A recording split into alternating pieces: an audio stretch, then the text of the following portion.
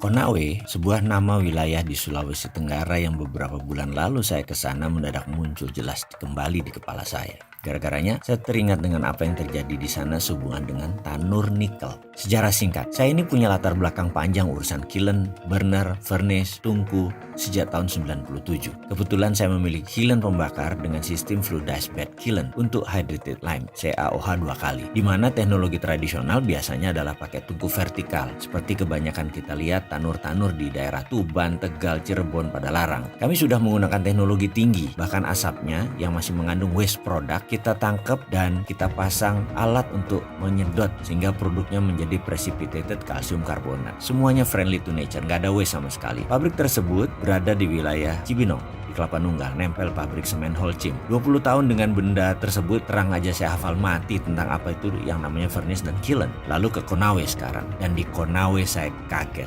Lokasi tanur di Konawe yang makan waktu 1,4 jam dari Kendari, ada hal yang membuat saya kaget. Berjajar vertical kiln tungku pembakar nikel atau nickel smelter. Ada kali 50-an. Tingginya rata-rata mungkin 18 meter. Tinggi sekali. Asli saya kaget. Pertanyaan saya, mengapa pakai tanur furnace vertikal ya? Ini kan barang teknologi lama. Apa mungkin karena murah? Atau karena cepat pengerjaannya? Atau karena low teknologi? Walaupun merusak lingkungan, gampang ngontrolnya. PLC, programmable logic controlnya kan sederhana. Semuanya panel. Tidak perlu komputer IT yang canggih. Itu dugaan saya sebelum saya masuk ke dalam lokasi pabrik tersebut. Saya akhirnya masuk ke dalam. Pertama saya melihat struktur besi terpasang di sana dan tungkunya. Saya menatap tajam semua struktur dan mulai Jawa Timuran saya keluar. Ancuk rek, makian saya keluar dalam hati nih ya. Bawaan saya waktu itu mau perang aja. Rasanya wis arep tak tantang carok iki sing duwe. Asli gondong pol, saya bilang gitu. Asli saya ngamuk walaupun dalam hati. Bener deh. Kalau ada celurit saya tak tantang iku orang asing sing wet dan tenan itu. Tapi saya masih tahan. Lalu saya berkunjung ke ruangan PLC room. Ya kelihatannya bagus dan baru, tapi saya tahu semua ini bungkusan tok. Ini barang bekas. Tahu kenapa saya gerendeng? Ini namanya ekspor debt atau mengekspor hutang, atau Indonesia mengimpor hutang. Di sono negara yang kita ambil, mereka yang mengekspor hutang.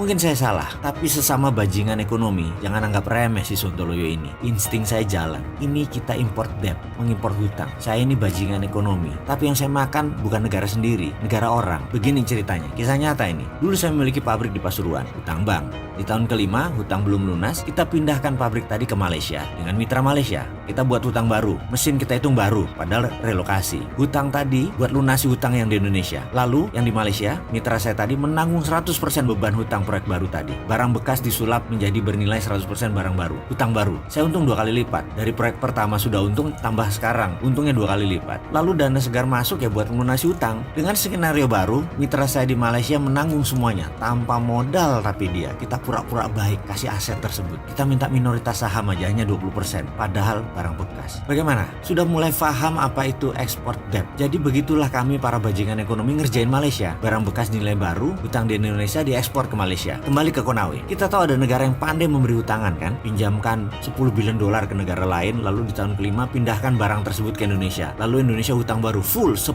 billion. Bayangin, padahal barang itu mungkin nilainya tinggal 20%. Tetapi Indonesia biar tergiur, proyek itu terkesan biayanya 100% dibiayai oleh mereka. Baik banget kan mereka, nilainya 10 billion, udah Indonesia nggak keluar duit, pokoknya 100% tak biayai. Nah kan geblek orang barang bekas, itu bisnis untung di muka mereka itu. 8 billion ditambah hutang mereka yang kemarin lunas. Ada lagi, bunga mereka 5%, lalu dikasih bunga ke kita 7%. Mereka untung dari bunga aja 2%. Jadi untung dagangnya bolak-balik.